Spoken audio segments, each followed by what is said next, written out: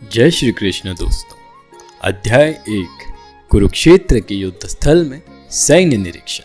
छंद 32।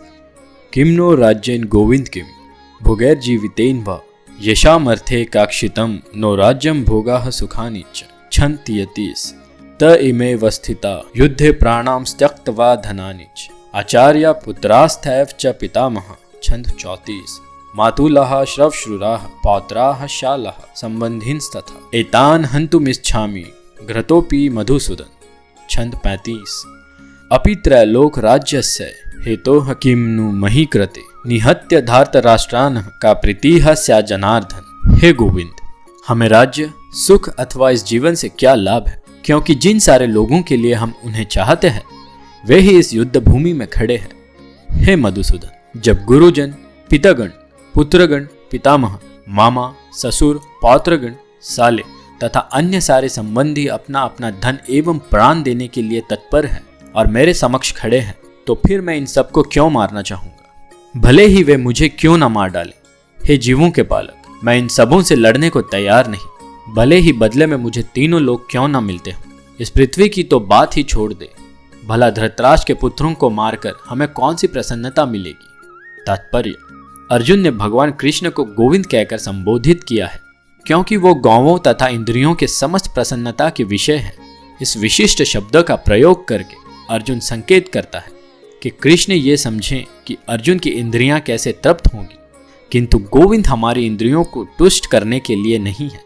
हाँ, यदि हम गोविंद की इंद्रियों को तुष्ट करने का प्रयास करते हैं तो हमारी इंद्रियां स्वतः तुष्ट हो जाएंगी। भौतिक दृष्टि से प्रत्येक व्यक्ति अपने इंद्रियों को तुष्ट करना चाहता है और चाहता है कि ईश्वर उसके आज्ञा पालक की तरह काम करे, किंतु ईश्वर उनकी तृप्ति वहीं तक करता है जितनी के वे पात्र होते हैं, उस हद तक नहीं जितने वे चाहते हैं। किंतु जब कोई इसके विपरीत मार्ग ग्रहण करता है, अर्थात जब वो अपनी इंद्रियों की तृप्ति की चिंता न करके गोविंद की इंद्रियों की तुष्टि करने का प्रयास करता है, तो गोविंद की कृपा से जीव की सारी इच्छाएं पूर्ण हो जाती हैं।